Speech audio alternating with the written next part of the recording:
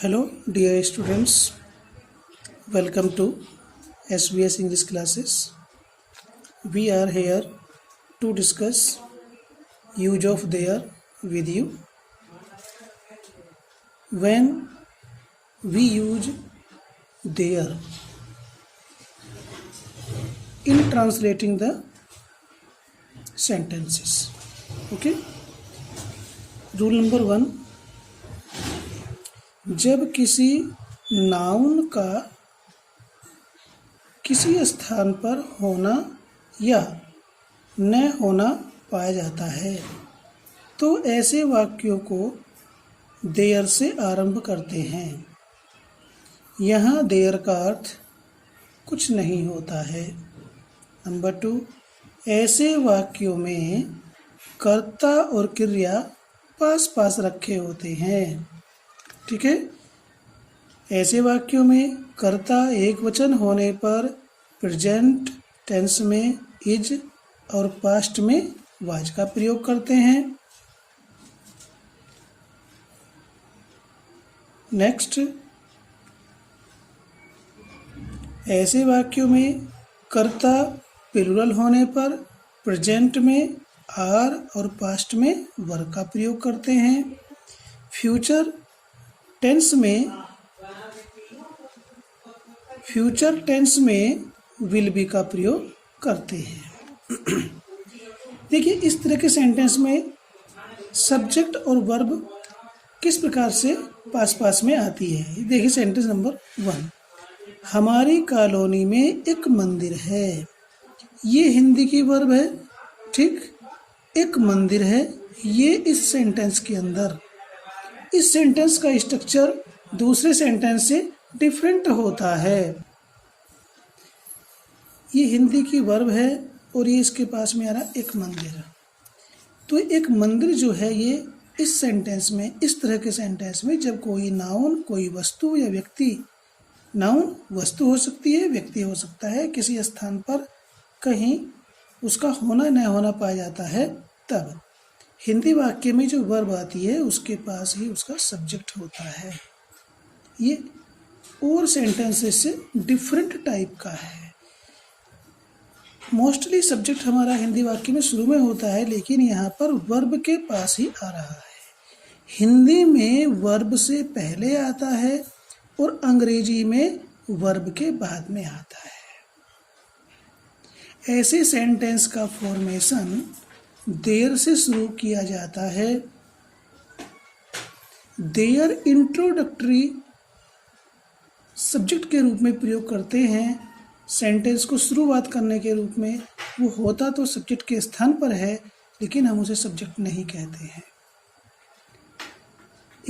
अंग्रेजी के वाक्य में हम इसको बनाते हैं, हमारी कॉलोनी में एक मंदिर है एक मंदिर में हमारी कॉलोनी। तो देयर ये वर्ब है हिंदी की। नाउन जो सब्जेक्ट के रूप में है यहाँ पर, इसका नंबर सिंगुलर है और प्रेजेंट टेंस में है आ रहा है। तो देयर इज ए टेम्पल में हमारी कॉलोनी, इन अवर कॉलोनी। हिंदी में वर्ब अंत में आती है सेंटेंस के, और इस सेंटेंस में यहाँ पर ये जो एक मंदिर है ये सब्जेक्ट है, पास पास में आ रहे हैं। ठीक है। यदि इसमें नहीं लगा दें तो सब्जेक्ट और वर्ब के बीच में नहीं आ जाएगा, इतना अंतर होगा। ध्यान देंगे, ये इंट्रोडक्टरी है, सेंटेंस को शुरुआत करने के लिए है। वैसे रखा तो सब्जेक्ट के स्थान पर है, लेकिन ये सब्जेक्ट है नहीं। हम भी कहते हैं कि देर का सब्जेक्ट के रूप में कोई अर्थ नहीं होता है। ये इसकी वर्ब है। वास्तव में इस सेंटेंस के अंदर जो अंग्रेजी का हम बना दिया है, ये सब्जेक्ट है। इसमें ये सब्जेक्ट वर्ब के बाद आ रहा है। यहाँ देयर का प्रयोग सेंटेंस को शुरू करने के लिए प्रयोग किया गया है। ठीक है। इसमें हम देयर को सब्जेक्ट नहीं कहेंगे, सब्जेक्ट है इसमें ए टेम्पल। सब्जेक्ट हमारा सिंगुलर है तो इसलिए इज का प्रयोग हमने देयर के साथ किया है। ठीक है। किसी जंगल में 2 बैल थे, पास्ट टेंस में है, ये हिंदी की वर्ब है, ये नाउन आ रहा है जो सब्जेक्ट के रूप में रखा हुआ है, प्लूरल है, तो पास्ट टेंस में ये प्लूरल नंबर है तो बी फॉर्म, देर के साथ भी बी फॉर्म का प्रयोग किया जाता है, बस इसमें एम का प्रयोग नहीं होता देर के साथ में। Is, are, was were, will be, shall be का प्रयोग रेयर कंडीशन में होता है। तो थे 2 बैल,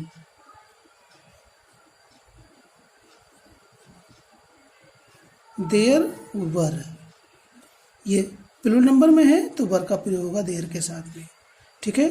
तो देखिए, अगर देयर सब्जेक्ट होता है तो वर्ब वर्ब का तो कोई नंबर ही नहीं है। तो जो वर्ब किसके अनुसार आ रही है, ये नाउन है, ये जो सब्जेक्ट है सिंगुलर है इसलिए इज का प्रयोग हुआ है यहाँ पर, नाउन प्लूरल है जो सब्जेक्ट के रूप में प्रयोग हुआ है इसलिए यहाँ पर वर आ रहा है, वरना तो वाज आना चाहिए था, प्लूरल है तभी वर आ रहा है। 2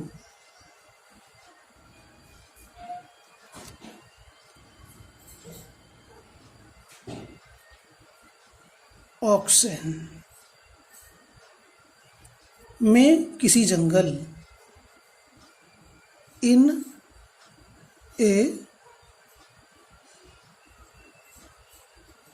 जंगल या इन ए फॉरेस्ट, इस तालाब में अनेक मेंढक होंगे, ये फ्यूचर टेंस में आ गया, होंगे अनेक मेंढक में इस तालाब, तो देयर विल बी, अनेक के लिए आता मैनी, मेंढक फ्रॉग्स में इस तालाब, इन दिस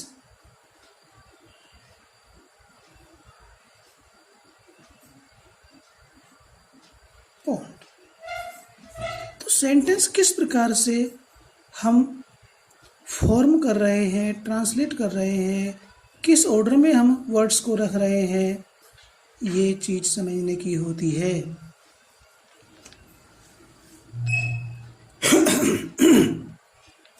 जनवरी में 31 दिन होते हैं।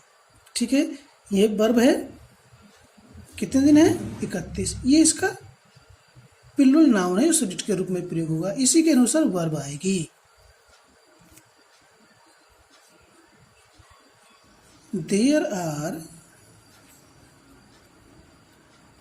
ये देयर सब्जेक्ट है और इसका नंबर होता है तो कहीं तो इज आ रहा है, कहीं आर आ रहा है, कहीं वाज है, कहीं वर है, तो ये अलग अलग नहीं होता।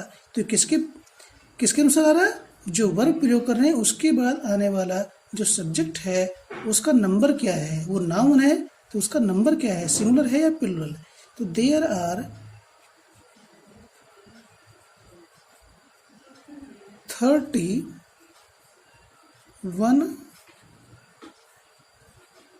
days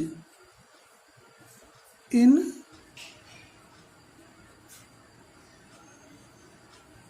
जनवरी। ठीक है, इस थैले में एक पुस्तक थी, कितनी पुस्तक है, ये वर्ब है, ये इसका सब्जेक्ट है, तो सब्जेक्ट का नंबर क्या है, सिंगुलर, तो थी एक पुस्तक में इस थैला। क्लियर। तो सेंटेंस को कैसे रख रहे हैं, कैसे प्रयोग कर रहे हैं, हमने आपको क्या बताया है उसी के अनुसार आपको कार्य करना पड़ेगा। नंबर 6, अस्पताल में कई मरीज हैं। तो कई मरीज प्लूरल नंबर हो गया, ये वर्ब है, देर से शुरू कर रहे हैं कई के लिए आता मैनी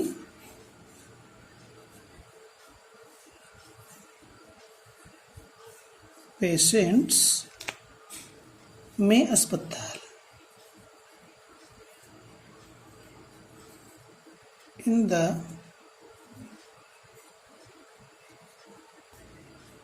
हॉस्पिटल।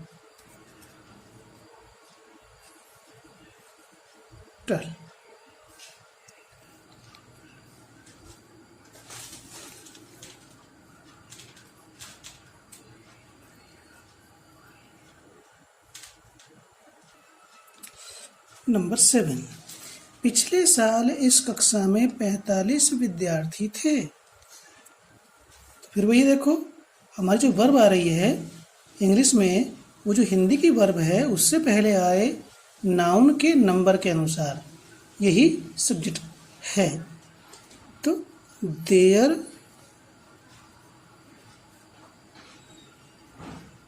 वर 45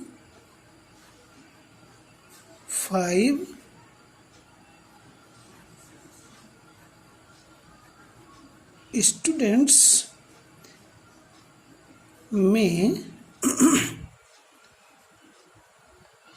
इस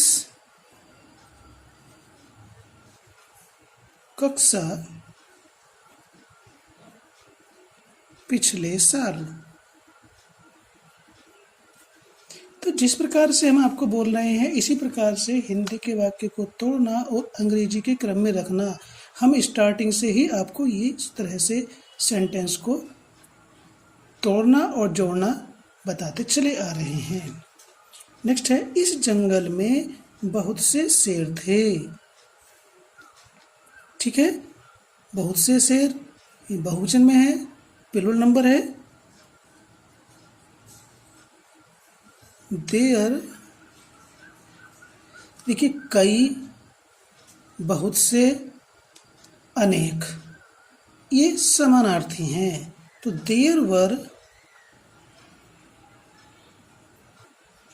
मैनी लायंस इन दिस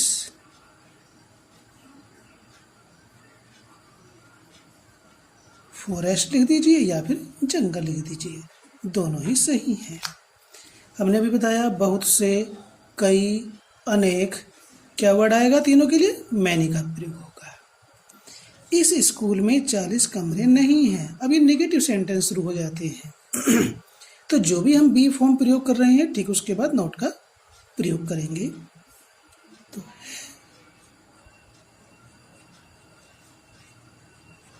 है, नहीं,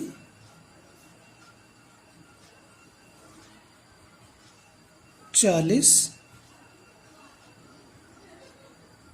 रूम्स, कमरे में इस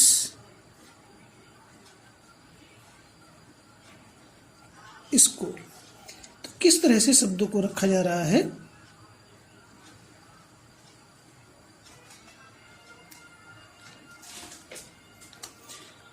उस कमरे में कोई विद्यार्थी नहीं था। इसमें कोई भी आ रहा है और नहीं भी आ रहा है। तो नहीं के लिए नोट आता है और कोई के लिए एनी आता है। ठीक है, था,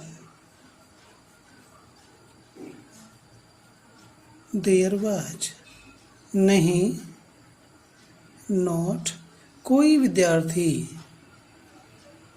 एनी स्टूडेंट। ठीक है, में उस कमरा, इन दैट रूम। देखिए यहाँ पर हमने ये नॉट एनी का प्रयोग किया है। किसके लिए? कोई नहीं, नहीं कोई, नहीं कोई के लिए नॉट एनी का प्रयोग किया जा रहा है। तो हम नॉट प्लस एनी क्या होता है हम इसे नीचे बता रहे हैं।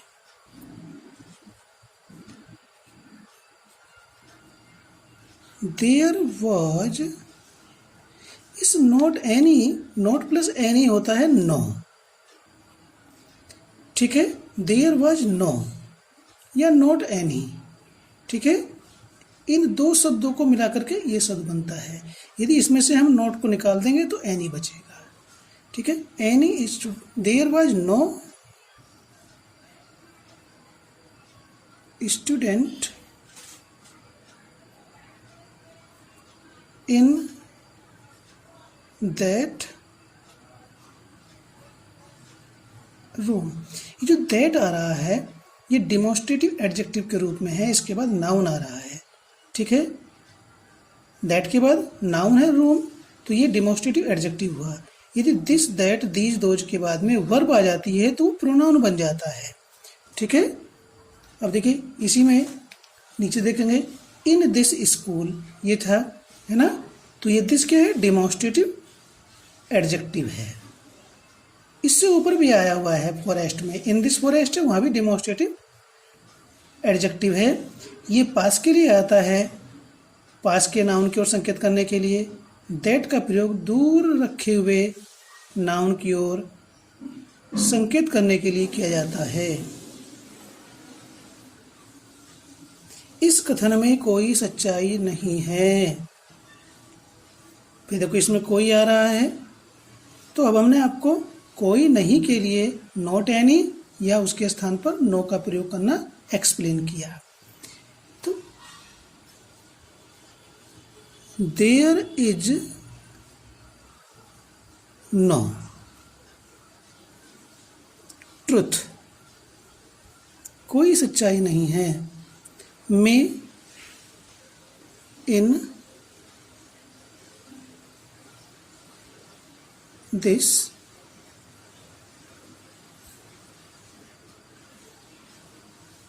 स्टेटमेंट, ये फिर डिमॉन्स्ट्रेटिव एडजेक्टिव आ गया है, ठीक है। विशाल कक्ष, हॉल में कोई भी सभा नहीं होगी, अभी फ्यूचर टेंस में आ गया। इससे ऊपर हमने आपको प्रेजेंट या पास्ट में सेंटेंस थे उनको एक्सप्लेन किया था। तो कोई सभा नहीं होगी, फिर देखो यहाँ कोई आ रहा है, या तो हम नॉट एनी का प्रयोग कर दें नाउन से पहले या फिर नो का। देयर विल बी, होगी कोई मीटिंग नहीं, नो मीटिंग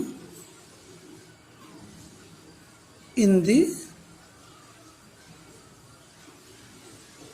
हॉल। क्लियर। मंत्री जी का स्वागत करने बहुत से बड़े बड़े नेता नहीं थे, ठीक है। थे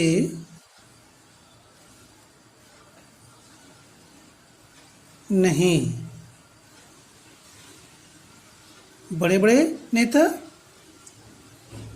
क्या आएगा, देयर वर नॉट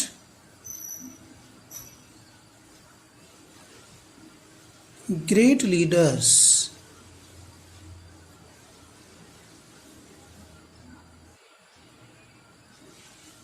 कहीं के लिए, स्वागत करने के लिए। टू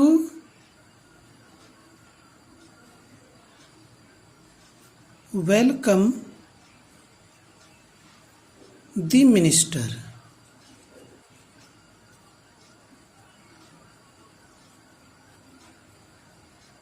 ये सेंटेंस जो हमने आगे बाकी सेंटेंस ऊपर बनाए हैं उनसे थोड़ा सा डिफरेंट है। इसमें इन्फिनिटिव का प्रयोग भी हो रहा है, ठीक है। ये मिनिस्टर इस इन्फिनिटिव का ऑब्जेक्ट है। इसके बाद आता है इंटेरोगेटिव, क्या गिलास में दूध नहीं है। फर्स्ट टाइप शुरू में क्या आ रहा है, हमने पहले ही बताया सेंटेंस के शुरू में क्या आता है, तो सेंटेंस जिस टेंस में है, जिस नियम को फॉलो कर रहा है, उस नियम के अनुसार जो भी वर्ब है वो शुरू में आएगी। दूध, अब ध्यान देंगे, दूध मिल्क अनकाउंटेबल नाउन होता है और जितने भी अनकाउंटेबल नाउन होते हैं वो सिंगुलर में आते हैं। दूध एक बूंद हो या पूरे शहर की पूर्ति करने के लिए काफ़ी हो, वो सब सिंगुलर नंबर में आता है क्योंकि अनकाउंटेबल नाउन है। क्या होगा? इज, प्रेजेंट में है तो इज देयर। क्या और है के लिए एक वर्ड हुआ है प्रयोग यहाँ पर, इज। ठीक है, एक शब्द का प्रयोग किया गया है, इज देयर, नहीं, is there not milk, not milk in the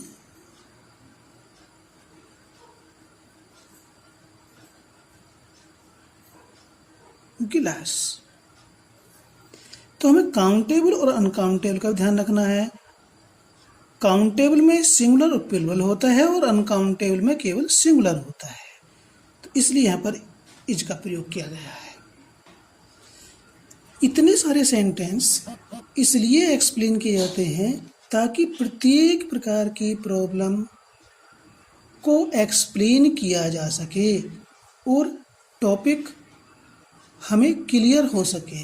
okay, आप सोचेंगे इतने सारे सेंटेंस समझा रहे हैं, तो इसलिए समझाए जाते हैं इतने सारे सेंटेंस ताकि प्रत्येक समस्या को एक्सप्लेन किया जा सके, क्लियर किया जा सके। क्या इस गांव में पीने योग्य पानी नहीं है? क्या और पानी सिंगुलर नाउन में आता है क्योंकि अनकाउंटेबल है। इज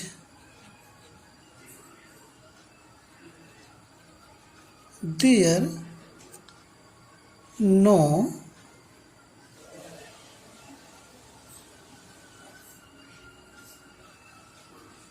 ड्रिंकिंग वाटर में इस गांव, इन दिस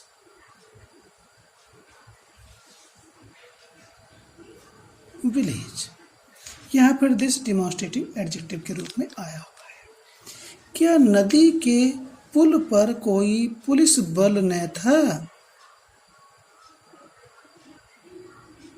तो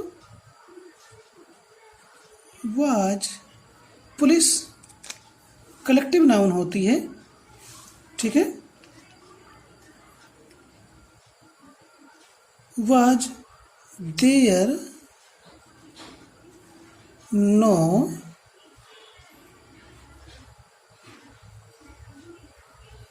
police force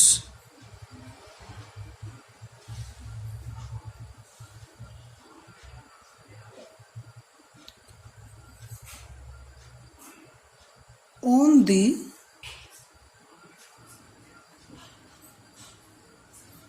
river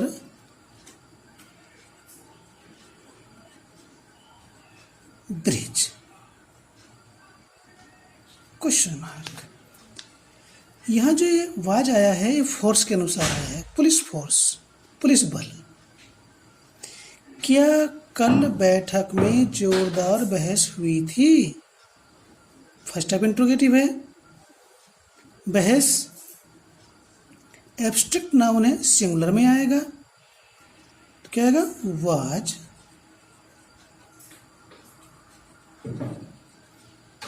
there hot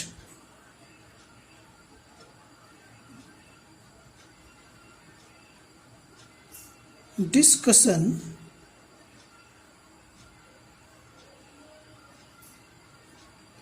in the meeting कल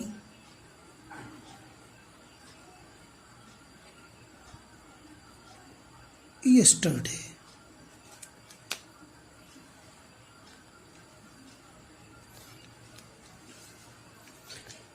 खजाने में कितना धन था। अब कितना आ गया देखिए, जहाँ हमने आपको क्वेश्चन वर्ड लिखवाए थे हिंदी से इंग्लिश में, वहाँ पर हमने आपको समझाया था हाउ मच और हाउ मैनी।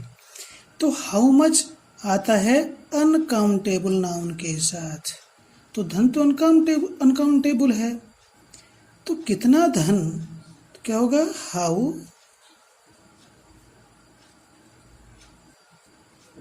मच कितना, धन अनकाउंटेबल नाउन है और ये प्रेजेंट में है तो इज का प्रयोग किया जाएगा। How many, how much money के बाद अब आएगा there. How much money is there in the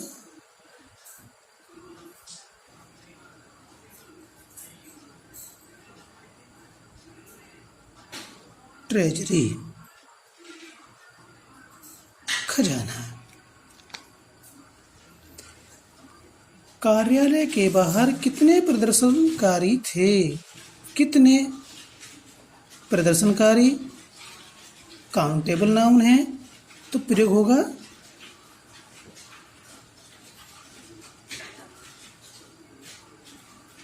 how many का। हाउ मैनी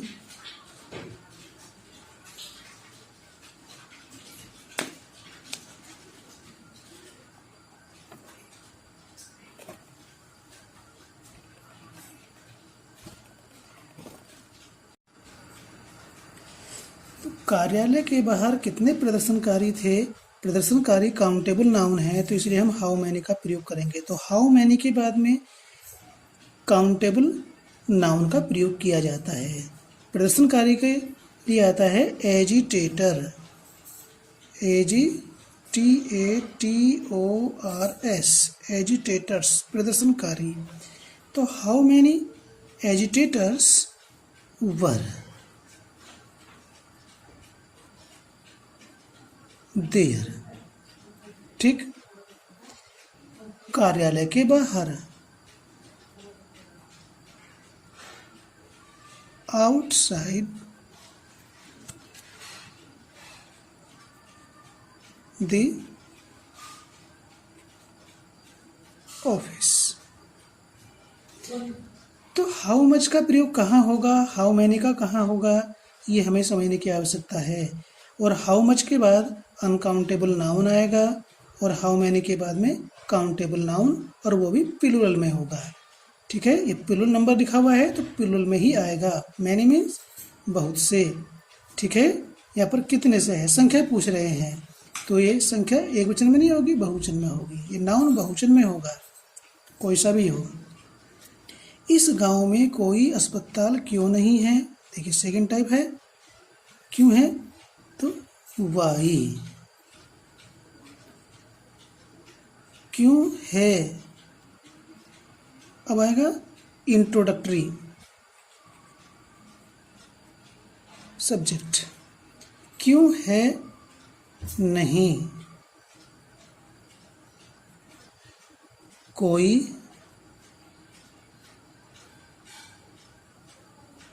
इन दोनों शब्द के लिए नो का प्रयोग कर सकते हैं।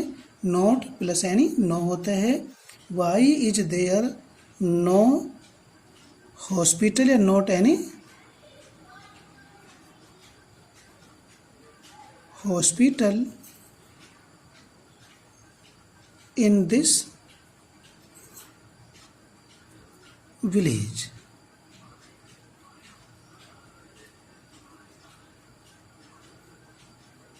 Question mark.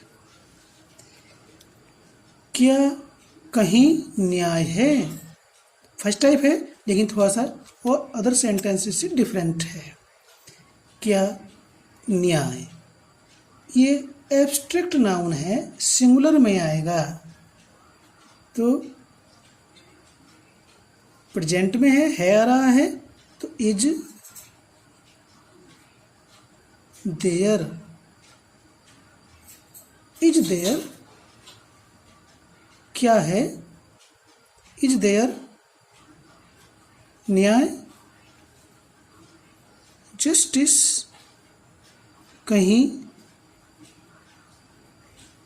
निगेटिव में है, ये सॉरी इंटरोगेटिव, तो एनीवेयर आ रहा है। एनी का प्रयोग निगेटिव और इंटरोगेटिव में किया जाता है। फर्स्ट टाइप इंटरोगेटिव में और निगेटिव में एनी का प्रयोग होता है। कहीं के लिए वेयर, यदि अफर्मेटिव होता तो समवेयर होता है। कहीं के लिए अफर्मेटिव में समवेयर और निगेटिव और इंटरोगेटिव में एनीवेयर का प्रयोग किया जाता है। उसकी जेब में कितने रुपए होंगे? रुपए काउंटेबल है और ये फ्यूचर टेंस में है, तो हाउ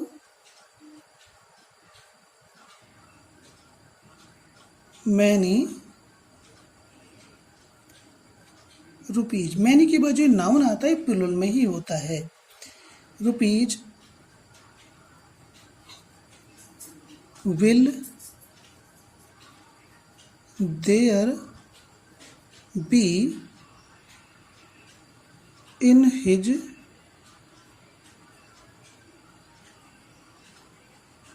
पॉकेट। ठीक है,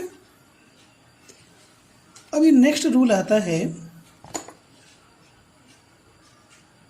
जब वाक्यों में रहता था या राज्य करता था आता है तो उनमें रहता था आ रहा है तो देयर लिव्ड, और राज्य करता था तो देयर रूल्ड का प्रयोग करते हैं। ठीक है, इसमें रहता था, अब तक हम बी फॉर्म का प्रयोग कर रहे थे, अब यहाँ पर रहता था।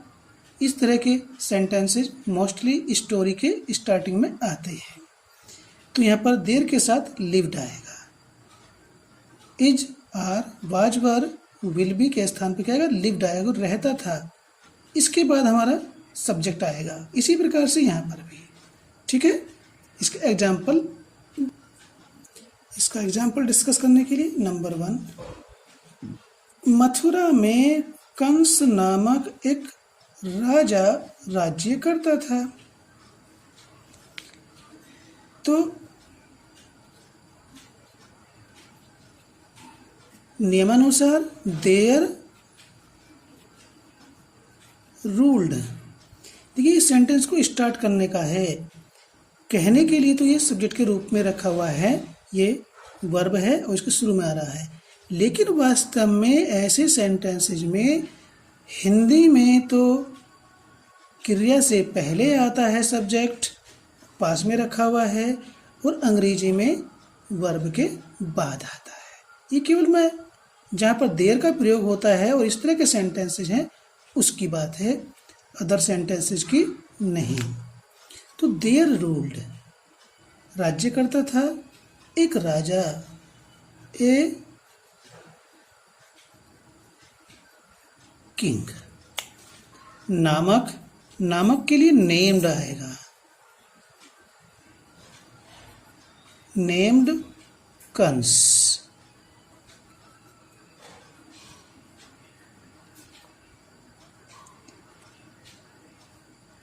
अब देखिए, इसमें रूल का प्रयोग हुआ है तो रूल के बाद में प्रीपोजिशन ओवर आता है। मोटिवेशनल स्पीच में हमने इस बात को कहा था कि सेंटेंस के अंदर शब्दों को सही क्रम में रखना और जो समझाया गया उसका बार बार अभ्यास करना और प्रॉपर प्रीपोजिशन का भी प्रयोग करना। यहाँ रूल के बाद जो प्रीपोजिशन आती है वो ओवर आती है, कंट्रोल के बाद ओवर आती है, तो यहाँ पर रूल है तो ओवर आएगा। ओवर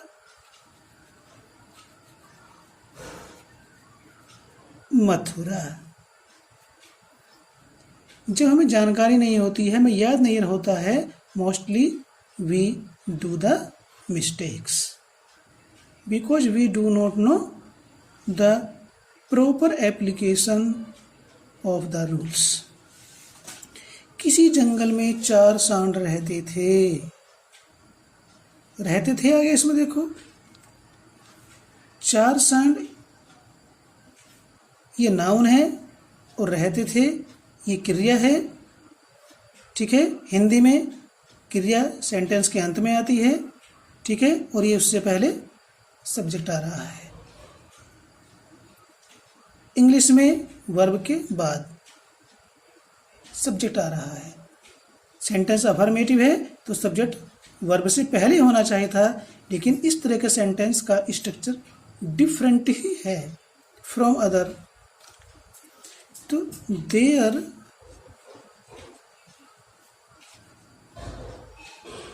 लिव्ड 4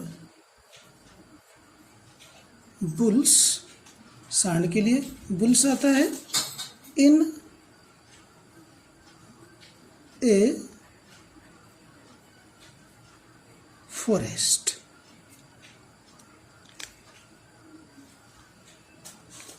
एक बार किसी शहर में एक अंधा और एक लंगड़ा रहते थे या रहता था, रहता था तो नहीं, रहते थे। तो यहाँ दो हैं, ठीक है। एक बार,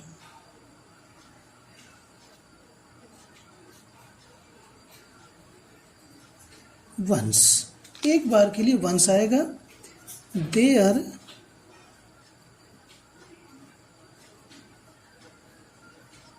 lived a blind man and a lame man. Lame या क्रीपल, CRIPPLE, क्रीपल, लंगड़े के लिए क्रीपल आता है, ठीक है। किसी शहर में, इन ए सिटी। इस प्रकार से ये हमने देयर के प्रयोग के बहुत सारे सेंटेंसेस आपको एक्सप्लेन किए हैं। आशा की जाती है कि ये use of there will be clear to you by explaining so many examples. I hope so. Channel को सब्सक्राइब कर लें ताकि न्यू अपडेट्स आपको मिलती रहें, ठीक है। और जब तक आप इसकी स्टडी नहीं करोगे, समझ में नहीं आता, तो बार बार वीडियो नहीं देखोगे तो ये आपको क्लियर होने वाला नहीं है। मेहनत करोगे तो निश्चित रूप से आपको क्लियर होगा। Okay, thanks.